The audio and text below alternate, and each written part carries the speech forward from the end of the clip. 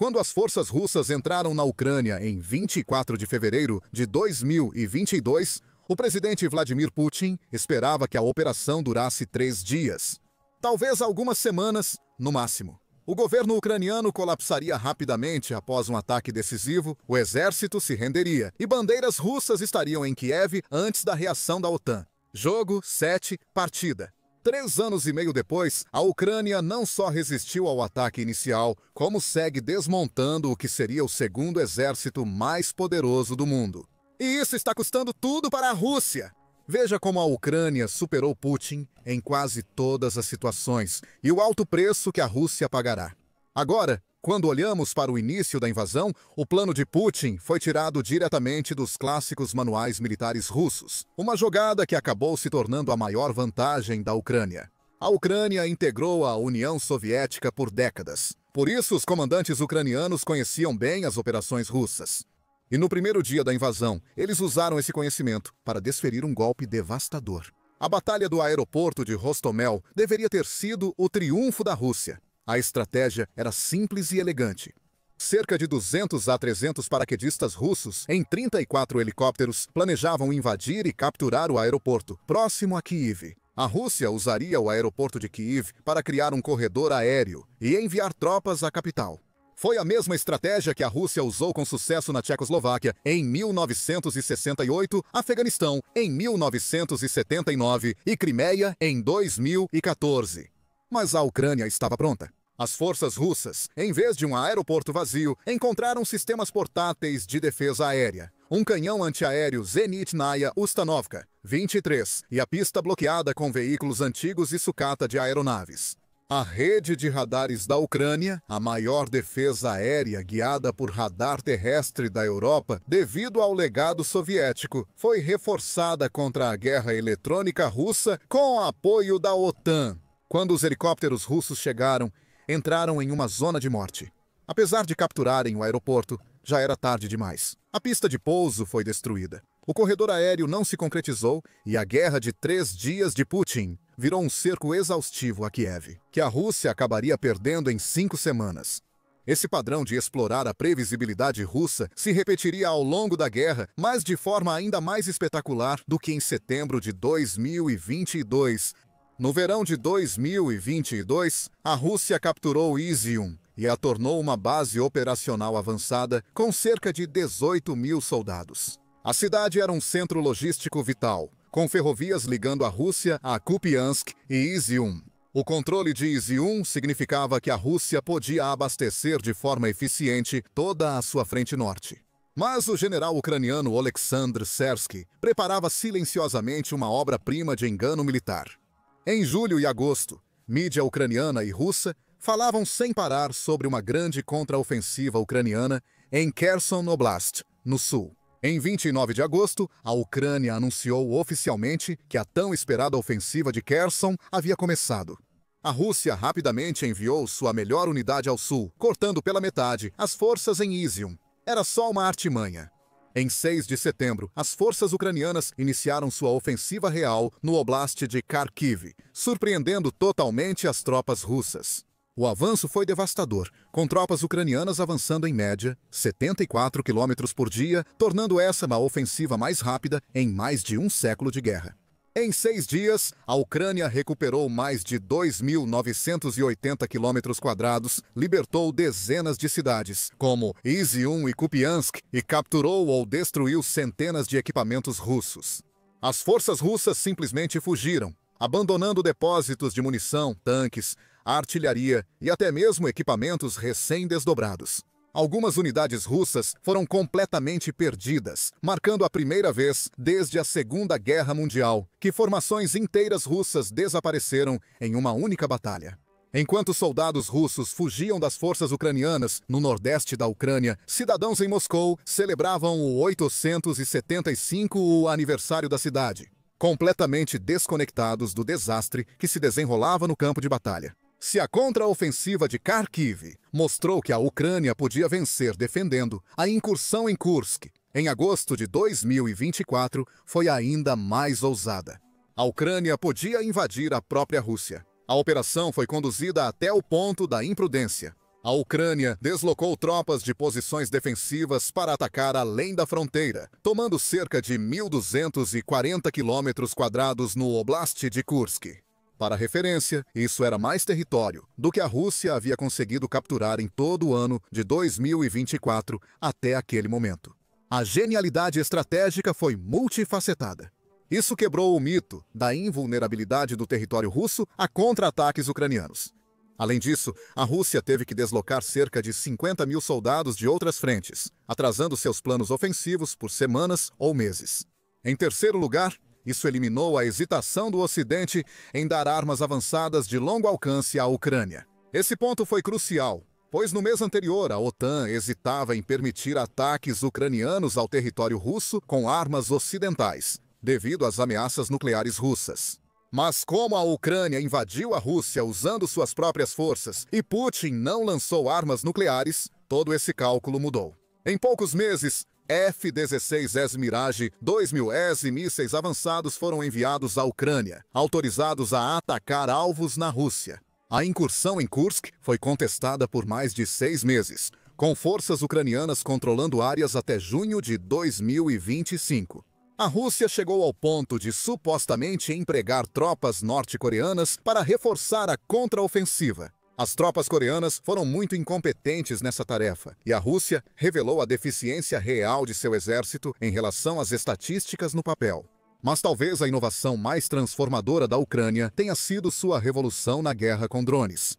Em 2022, a indústria de defesa da Ucrânia valia cerca de $1 bilhão.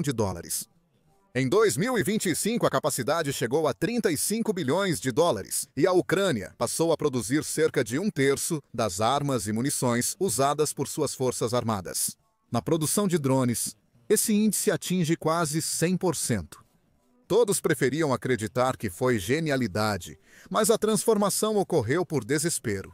Os resultados são claros. No início de 2025, drones causavam cerca de 70% das baixas russas no campo de batalha, chegando a 80% em certos casos.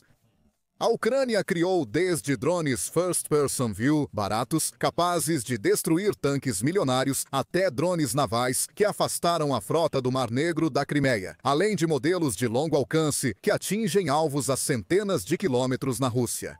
A principal ação dessa campanha foi a Operação Teia de Aranha, em junho de 2025, quando a Ucrânia atacou 5 bases aéreas russas, danificando ou destruindo cerca de 1/3 da frota de bombardeiros estratégicos da Rússia.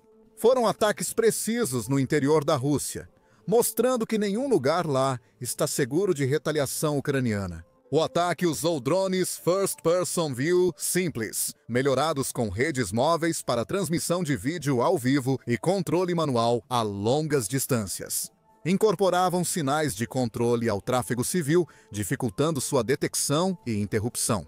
Mais importante, a revolução dos drones não veio só de doações ocidentais. Apesar de sistemas como Phoenix Ghost, Switchblade 600 e Jump 20 dos Estados Unidos da América terem sido cruciais no início. A Ucrânia expandiu isso com uma rede doméstica de mais de 900 fornecedores de grandes empresas a oficinas de garagem. Quando uma oficina descobre uma melhoria, essa informação é compartilhada por toda a rede em poucos dias através de sistemas como a plataforma de coordenação de informações Brave One. Esse ciclo de inovação descentralizado avança mais rápido que os complexos industriais militares tradicionais acompanham. Protótipos são criados, testados em combate real e lançados como produtos finais em meses, não em anos como ocorre com os contratos de defesa tradicionais. Ainda assim, essas inovações teriam sido impossíveis sem o apoio do Ocidente, que lhes deu tempo. As armas da OTAN foram essenciais para manter a Ucrânia lutando até desenvolver suas próprias capacidades. Quando os primeiros sistemas de foguetes de artilharia de alta mobilidade, ou High Mobility Artillery Rocket System, chegaram em junho de 2022, eles podiam lançar ogivas guiadas de 90 quilos em qualquer lugar num raio de 80 quilômetros, atingindo a menos de 3 metros do alvo. Antes do High Mobility Artillery Rocket System, a Ucrânia usava a artilharia soviética, lenta para preparar e com alcance reduzido. Os Estados Unidos da América enviaram cerca de 40 High Mobility Artillery Rocket System, que a Ucrânia usou para atacar mais de 350 alvos russos, incluindo comandos, depósitos e centros de abastecimento. Ataques bem-sucedidos têm efeito multiplicador. Destruir um depósito de munição pode diminuir o fogo de artilharia russo em um setor por semanas. Quando Putin lançou seus mísseis hipersônicos Kinzhal, as baterias Patriot ucranianas os derrubaram facilmente. Em novembro de 2024, uma bateria Patriot em Kiev interceptou mísseis hipersônicos russos, o que antes era impossível. Com equipamentos exclusivamente nacionais, a Ucrânia recebeu 7 baterias Patriot. Embora cada míssil PAC-3 custe $4 milhões, eles se mostraram essenciais para proteger as cidades ucranianas e a infraestrutura militar. A chegada dos primeiros F-16 em agosto de 2024 deu à Ucrânia sua primeira chance real contra a Rússia. Embora caminhassem para virar peças de museu e fossem gradualmente substituídos pelos F-35 na Europa, ainda eram caças modernos com sistemas defensivos avançados. Ao receberem uma modernização de meia-vida para torná-los compatíveis com armas contemporâneas, eles criaram uma presença aérea mais avançada para a Ucrânia. Pilotos ucranianos se adaptaram rápido.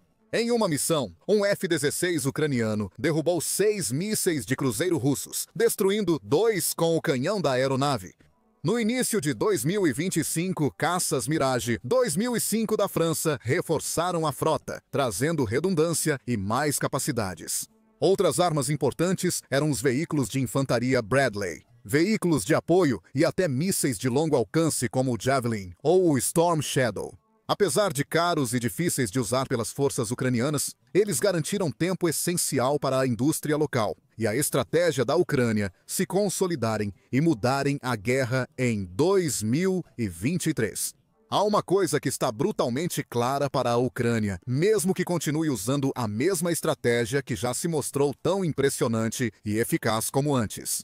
A Ucrânia não consegue vencer uma guerra de atrito só com força de trabalho. Claro, quando questionado, um comandante ucraniano sugeriu que estamos em guerra com os russos há 300 anos. Aguentamos mais um pouco, mas resistir exige mais que determinação. Exige adaptação sistemática para minimizar as baixas enquanto maximiza o custo que a Rússia paga por cada avanço. Os comandantes ucranianos agora estão tomando medidas que podem parecer rudimentares, mas não são implementadas de forma sistemática por todas as forças da Rússia. Melhor rotação para evitar esgotamento, uso cuidadoso da artilharia para evitar contrabateria, movimentos de tropas guiados por drones e postos de comando em casas que podem ser evacuadas rapidamente se descobertas. Isso levou a um cenário um tanto paradoxal, no qual a Ucrânia não utiliza tantas tropas perto da linha de frente. Drones russos acabariam perseguindo uma pessoa que se destaca na paisagem. Não é um bom uso de milhares de dólares em tecnologia. A Ucrânia também passou a usar drones terrestres, como robôs controlados remotamente por rodas, trilhos ou pernas, usados para reabastecimento e evacuação de tropas. Esses drones frequentemente percorrem mais de 16 quilômetros sem parar. A razão é bastante simples. Os céus agora pertencem aos drones First Person View. Em ambos os lados, humanos em terra correm risco de ataque. Veículos deixam muitos rastros e são facilmente detectados por sensores infravermelho e térmico. Drones terrestres ajudam a Ucrânia a reabastecer e se comunicar por terra quando preciso. Essa combinação de guerra com drones, planejamento tático cuidadoso e armas de precisão fornecidas pelo Ocidente mudou fundamentalmente a dinâmica do campo de batalha. A Ucrânia não tem como igualar o envio massivo de soldados pela Rússia, mas pode fazer com que cada avanço russo seja tão caro em equipamentos, munição e vidas que as vantagens numéricas da Rússia se tornem irrelevantes. Os dados mostram que a estratégia funciona. No início de 2025, os ganhos territoriais russos caíram drasticamente. A Rússia conquistou 78 milhas quadradas em março de 2025 contra 165 em janeiro. A Rússia fez mais de 35 ataques por quilômetro quadrado, conquistado em março, antes 71 em novembro de 2024. A Rússia agora precisa de 5 vezes mais operações ofensivas para conquistar território do que há 6 meses. Enquanto a Ucrânia se adapta e inova, a Rússia sangra. De acordo com algumas agências de inteligência ocidentais, a Rússia já perdeu mais da metade de seu equipamento militar disponível. O grupo de inteligência de fonte aberta Oryx documentou quase 23 mil unidades de equipamento militar russo destruídas, danificadas ou capturadas, em comparação com 10 mil da Ucrânia. Essas não são perdas que a Rússia possa substituir facilmente. Metade do equipamento perdido pela Rússia vem de estoques soviéticos acumulados por décadas. Esses estoques são limitados e estão acabando rapidamente. A Rússia iniciou a guerra com cerca de 12 mil tanques. Agora, ela retira equipamentos ainda mais antigos dos estoques. Depois de começar com T-72 e T-80S, a Rússia passou a usar T-62S em maio de 2022 e no final de 2024, T-34S voltaram a aparecer em transportes e campos de treinamento. Tanques não usados desde a Segunda Guerra Mundial. Embora não confirmados em combate, seu retorno parece servir à propaganda, não ao uso real. O analista militar Andriy Tarasenko alerta que as reservas de equipamentos reparáveis da Rússia podem se esgotar em 12 a 18 meses, a menos que a produção aumente para 700 a 1.000 veículos blindados por ano. A Rússia produz cerca de 250 tanques T-90M e 460 BMP-3 por ano, bem menos do que perde. A Rússia também está gastando muito para financiar sua máquina de guerra. As receitas de petróleo e gás da Rússia, que já foram de 30% a 50% da renda do governo, 35% em relação ao ano anterior. Em maio de 2025, os gastos com defesa representam 40% do orçamento federal. Nenhum país fez isso desde a era soviética, exceto seu atual oponente, a Ucrânia. Putin foi forçado a anunciar que os gastos militares serão reduzidos em uma porcentagem de quase 2 dígitos para 2026, basicamente admitindo que a Rússia não consegue sustentar o ritmo atual. O motivo é triplo. Os ataques de drones da Ucrânia às refinarias russas reduziram em cerca de 17% a capacidade de refino da Rússia, o que corresponde a uma queda semelhante na produção e receita de petróleo e gás. O teto de preços da União Europeia fez o petróleo russo cair de $60 para menos de $48 por barril e o Ural de quase $70 para $50 em um ano. Com a União Europeia planejando cortar importações russas até 2027, a Rússia perde seu principal mercado de exportação. Por fim, a Rússia buscou apoio da China e Índia, mas com alto custo. A China agora pede até 40% de desconto em relação aos preços que a Rússia cobrava da União Europeia. A Rússia passou a usar uma frota clandestina de navios com nomes falsos para driblar sanções ocidentais, elevando custos de transporte e reduzindo a lucratividade. A Rússia já teve mais de 11 milhões de baixas desde o início da guerra. Além disso, a taxa diária de baixas russas subiu de 300 no início da guerra para mais de 1.300 em março de 2025. Se mantida, essa taxa pode causar mais 440 mil baixas anuais à Rússia, acelerando a requalificação e agravando problemas econômicos. E a Rússia não consegue repor essas perdas. As taxas de alistamento caíram até 80% entre 2024 e início de 2025. A Rússia quase ficou sem prisioneiros e teve que pedir 2 ondas de tropas norte-coreanas, uma medida já desesperada. Isso pouco afeta a escassez de mão de obra, e o impacto demográfico é mais amplo que o campo de batalha. Em 2025, as Forças Armadas Russas representam 3% da força de trabalho, 40% a mais que em 2020. Homens em idade ativa estão sendo excluídos da força de trabalho, frequentemente de modo permanente. Com a taxa de fertilidade baixíssima desde os anos 1990, a Rússia perde uma geração de jovens que ingressariam no mercado de trabalho e formariam famílias. Uma análise indica que, em 2022, havia 133 milhões a menos de trabalhadores de 16 a 35 anos. O complexo militar industrial russo enfrenta uma escassez de até 120 mil engenheiros, com uma falta total de mão de obra estimada em 40 mil. As exportações militares da Rússia, antes fonte crucial de receita e influência, colapsaram, caindo cerca de 92% entre 2021 e 2024. A Rússia não isolou sua indústria das importações, e as sanções impediram criar sistemas avançados para igualar as defesas ucranianas. Mais reveladora é a falta de avanço da Rússia em uma guerra que deveria ser fácil. Quando armas de última geração não fazem diferença contra um país com orçamento, tropas e equipamentos muito menores, compradores perdem a confiança nelas. Assim, os poucos aliados restantes da Rússia têm relações cada vez mais unilaterais com o país. A China obtém grandes descontos na energia russa e usa a Rússia como alerta contra desafiar o domínio econômico ocidental. A Coreia do Norte envia munição defeituosa e recrutas para as táticas de moedor de carne da Rússia. O Irã fornece drones com uma margem de lucro alta para financiar seu próprio esforço de guerra, mas observa a reputação militar da Rússia desmoronar. Enquanto isso, a OTAN se fortaleceu dramaticamente em resposta à agressão russa. Suécia e Finlândia entram para a OTAN, cortando ainda mais o acesso da Rússia aos portos do Mar Báltico. A Alemanha decidiu que seus gastos militares serão 5% do produto interno bruto até 2035, atendendo às exigências de Trump a partir de 2025. Aproximadamente 30% desse valor deve ir para a infraestrutura que beneficia toda a Europa Central, fortalecendo a cooperação regional e tornando a OTAN mais resistente às exigências russas. Segundo a Forbes, se a Rússia continuar capturando 176 km² de território ucraniano por mês, levaria cerca de 230 anos para ocupar toda a Ucrânia. Com até 1.200 baixas diárias, seriam necessárias cerca de 100 milhões de baixas russas. Isso equivale a 70% da população da Rússia. É claro que a guerra não durará 230 anos.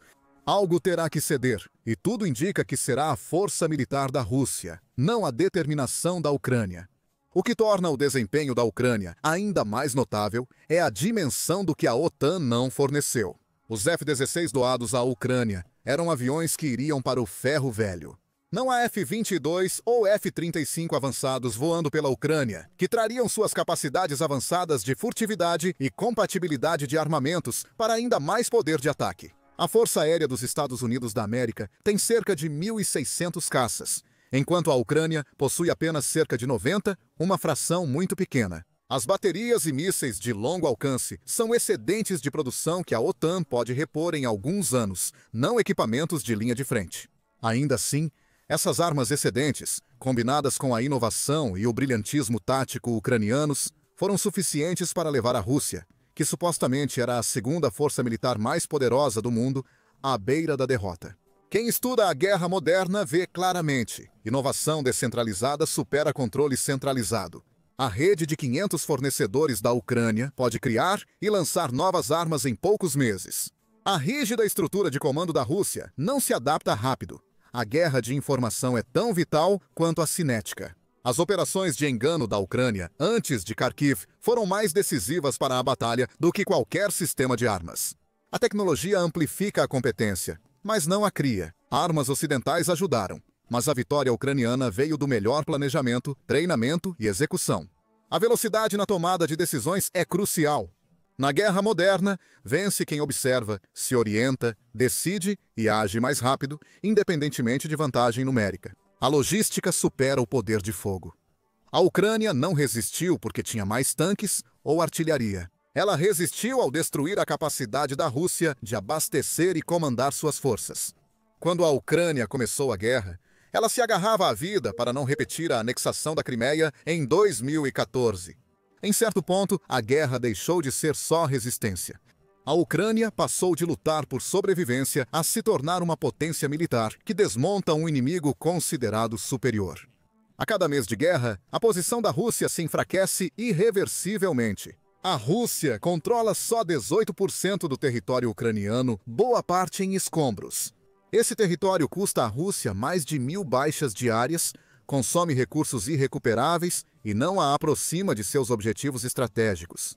Enquanto isso, a Ucrânia se fortalece, expande sua indústria de defesa, aprimora táticas e seus soldados se tornam dos mais bem treinados do mundo. Armas ocidentais chegam com menos restrições do que nunca.